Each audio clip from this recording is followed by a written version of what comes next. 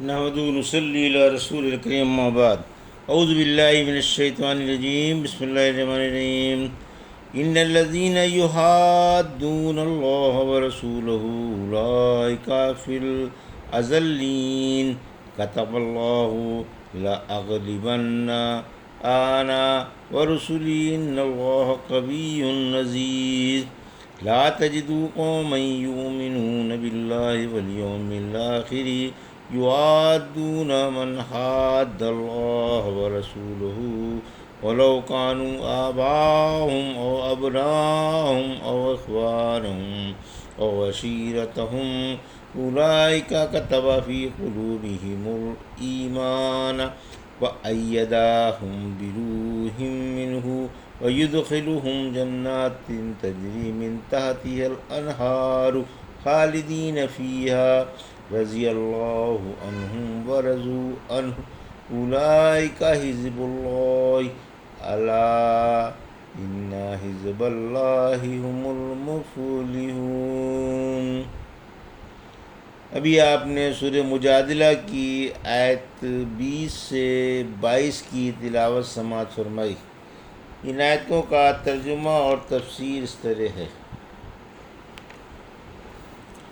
ان الذین یحادون اللہ ورسولہ اولئک فی الاذلین، آیت 20، کتب اللہ لاغلبن انا ورسلی ان اللہ قوی عزیز، آیت 21، لا تجدوا قوما یؤمنون باللہ والیوم الآخر یوادون من حاد اللہ ورسولہ ولو كانوا آباءهم او ابناءهم او اخوانهم او عشیرتهم اولئک کتب فی قلوبہم الایمان وأیدہم بروح منہ ویدخلہم جنات تجری من تحتہا الانہار خالدین فیہا رضی اللہ عنہم ورضوا عنہ اولئک حزب اللہ اعلی ان حزب اللہ هم المفلحون، آیت 22۔ ترجمہ: جو اللہ کی اور اس کے رسول کی مخالفت کرتے ہیں وہ یقیناً بڑے ذلیل ہیں۔ اللہ نے لکھ لیا ہے کہ میں اور میرے رسول ضرور غالب رہیں گے۔ یقین مانو اللہ بڑا زبردست اور سب پر غالب ہے۔ آپ انہیں جو اللہ پر اور آخرت پر ایمان رکھتے ہیں ان سے دوستی کرتے ہوئے نہیں پائیں گے جنہوں نے اللہ کی اور اس کے رسول کی مخالفت کی، خواہ وہ ان کہ باپ یا بیٹے یا بھائی یا کنبے والے ہی کیوں نہ ہوں۔ یہی وہ ہیں جن کے دلوں میں اللہ نے ایمان لکھ دیا ہے اور جنہیں اپنی روح سے قوت پہنچائی ہے، اور اللہ انہیں ان جنتوں میں داخل فرمائے گا جن کے نیچے نہریں جاری ہیں، جہاں یہ دائمی زندگی پائیں گے۔ اللہ ان سے راضی ہو گیا اور یہ اللہ سے راضی ہو گئے۔ یہ ہے اللہ کا لشکر، یاد رکھو اللہ کے لشکر ہی کا بیڑا پار ہے۔ یہ تھا ترجمہ سورہ مجادلہ کی آیت 20 سے 22 کا تفسیر۔ آیت 20، انتہائی ذلیل لوگ جو حق سے برگزشتہ، اس سے چڑھنے والے اور ہدایت سے محروم ہیں، اللہ کی اور اس کے رسول کی مخالفت کرتے ہیں، اسلام کے پکے دشمن ہیں اور راہ ہدایت سے ہٹے ہوئے ہیں، وہ سب سے زیادہ ذلیل و بے وقت ہیں، بڑے بدبخت ہیں اور رب کی رحمت بھری نگاہوں سے محروم ہیں۔ آیت 21، انبیاء کے ماننے والے ہی غالب رہیں گے، یعنی اللہ اپنی پہلی کتاب ہی میں جس کی تحریر میں رد و بدل ناممکن ہے لکھ چکا ہے کہ میں قوی و غالب ہوں۔ میں اور میرے رسول دشمنوں پر غالب رہیں گے، دنیا اور آخرت میں انہی کے نام کا ڈنکا بجے گا۔ اقتدار اللہ ہی کا، اس کی کتاب کا، اس کے نبی کا اور مسلمانوں اور پارساؤں ہی کا ہوگا، اور ان کا مستقبل شاندار روشن ہے۔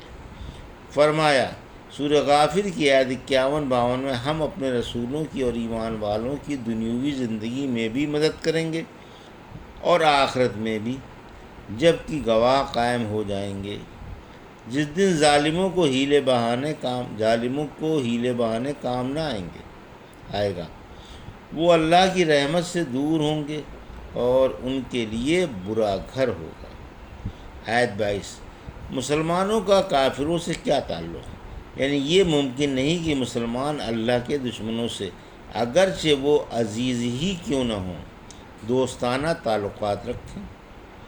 سورہ آل عمران کی آیت 28 میں فرمایا ایمان والے مومنوں کو چھوڑ کر کافروں کو دوست نہیں بنا سکتے، اور جو مومن ایسا کرے گا وہ اللہ کے نزدیک کسی گنتی میں نہیں، البتہ اگر تم کو ان کا ڈر ہو اور دفاع الوقتی زیر نظر ہو تو اور بات ہے۔ اللہ تم کو اپنی ذات سے ڈرا رہا ہے، اور اللہ بندوں پر بڑا ہی مہربان ہے۔ سورہ توبہ کی آیت 24 میں فرمایا فرما دیجیے اگر تمہارے باپ، بیٹے، بھائی، جوڑے، خاندان، کمایا ہوا مال، بیوپار جس کی کساد بازاری کا تمہیں دھڑکا لگا رہتا ہے، اور پسندیدہ اور پیارے مکانات تمہیں اللہ سے، اس کے رسول سے اور اللہ کی راہ میں جہاد سے زیادہ پیارے ہیں، تو اللہ کے عذاب کے منتظر رہو۔ ایسے فاسقوں کو اللہ ہدایت کی توفیق عطا نہیں فرماتا۔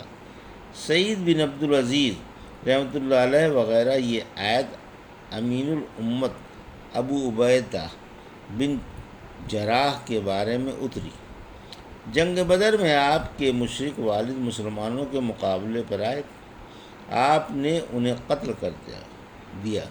اسی وجہ سے فاروق اعظم نے زخمی ہو جانے کے بعد جب مجلس شورا میں کے 6 ممبر منتخب فرمائے تو فرمایا کہ اگر آج ابو عبیدہ زندہ ہوتے تو میں اپنی جگہ انہیں خلیفہ بناتا۔ پھر فرمایا کہ اللہ نے انہی کے دلوں میں ایمان لکھ دیا ہے، یعنی جن کے دل اللہ کے دشمنوں کی محبت سے خالی ہیں، خواہ وہ قریبی رشتہ دار ہی کیوں نہ ہوں۔ وہی کامل ایمان والے ہیں، ان کے دلوں میں ایمان کی جڑیں پھیل گئی ہیں، اور وہ سعادت کی بہاروں سے مزین ہو گئے ہیں۔ ان کی نگاہوں میں ایمان کی خوبصورتی جچ گئی ہے۔ اللہ نے ان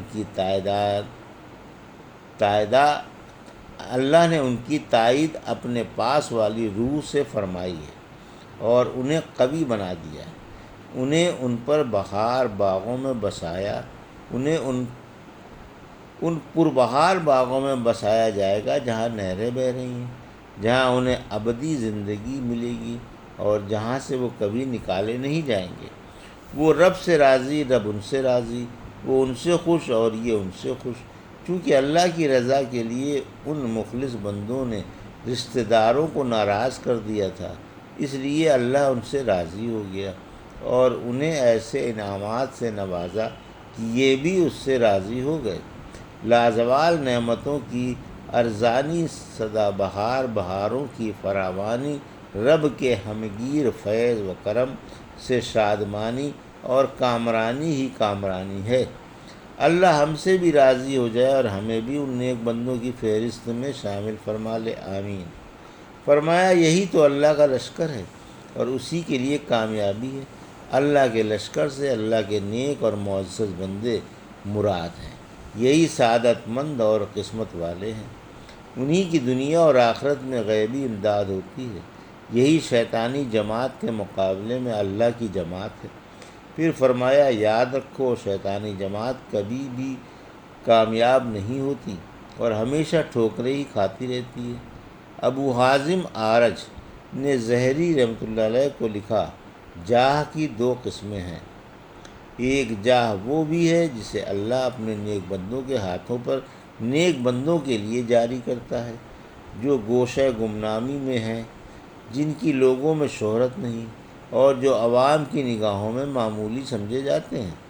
خود اللہ کے رسول نے ان کی یہ صفت بیان فرمائی ہے کہ اللہ کو ان سے محبت ہے جو گمنام، پارسا اور نیک ہیں، جن کو اگر غائب ہو جائیں تو ڈھونڈا نہ جائے، اگر موجود ہوں تو بلایا نہ جائے۔ ان کے دل ہدایت کے چراغ ہیں، یہ سخت سے سخت فتنوں سے اپنا دامن بچا کر نکل آتے ہیں۔ یہی وہ اولیاء ہیں جن کو اللہ نے اپنی جماعت فرمایا ہے اور جن کے بارے میں فرمایا ہے کہ کامرانی ان کے پاؤں چومتی ہے۔ رسول اللہ صلی اللہ علیہ وسلم نے فرمایا اے اللہ کسی فاجر و فاسق کا مجھ پر کوئی احسان نہ رکھ، کیونکہ میں نے تیری اتاری ہوئی وحی میں یہ بھی پڑھا ہے کہ ناممکن ہے ایمان والے دشمنان اسلام سے دوستانہ تعلقات رکھیں۔ الحمدللہ سورہ مجادلہ کی تفسیر مکمل ہوئی۔ اللہ قبول فرمائے، آمین۔ یہ تھا سورہ مجادلہ کی آیت 20 سے 22 کا ترجمہ اور تفسیر جو بھی آپ نے سماعت فرمائی۔ بارک اللہ لی و لکم فی القرآن الحکیم ونفعنی وإیاکم بآیات الذکر الحکیم۔